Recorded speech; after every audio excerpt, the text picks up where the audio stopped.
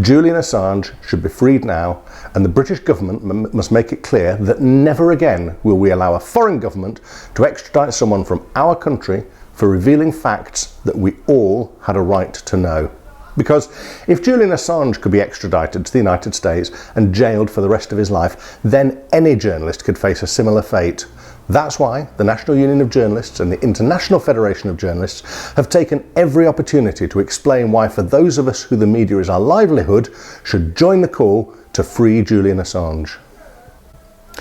I attended the Old Bailey and Woolwich Crown Court on every day of Julian Assange's extradition hearings, and what I learned shocked me, both as a journalist and as a citizen of this country. I learned that the UK has an extradition treaty with the United States containing provisions that are simply not worth the paper they are written on. That treaty says that individuals may not be extradited for political offences.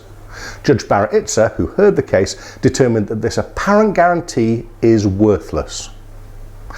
I learned that the United States kidnapped a German citizen called Khaled al-Masri in 2003. CIA officers illegally transported Mr al-Masri to a secret base in Afghanistan and horrifically tortured him for months before realising that they'd snatched the wrong man.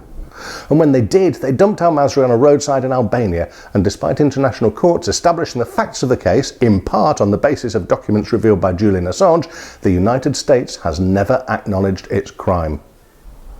I learned that if Julian Assange were extradited and convicted, he'd be incarcerated for the rest of his life in a supermax prison in Colorado. Prisoners there are kept in cells the size of a parking space, are never allowed to see other prisoners, and rarely leave their cells. Visits, even by lawyers, are almost impossible, and family phone calls are limited to 15 minutes a month. I heard a great deal of expert medical opinion about Julian Assange's mental health. He's on the autism spectrum, he's made multiple suicide attempts since his teens, and during a recent stretch in solitary confinement in Belmarsh prison, he was clearly so low that he again made preparations to take his life. Fortunately, Judge Barrett Itzer heard these submissions too and agreed that whatever you think of Julian Assange, it would be inhuman to send someone so vulnerable into such a monstrous penal regime. That's why she turned down the extradition application. Having heard the depths of Assange's suffering minutely picked over, surely the only response is to free him now. Of course the Americans can appeal Barrett Itzer's judgment, but what benefit can there be in keeping him locked up for a moment longer?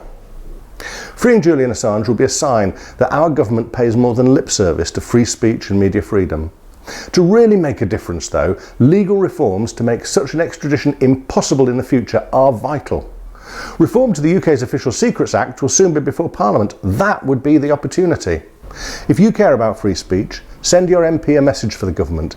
Give Julian Assange his freedom, and let's create a public interest defence when the Official Secrets Act is reformed and put an end to this kind of extraterritorial judicial harassment.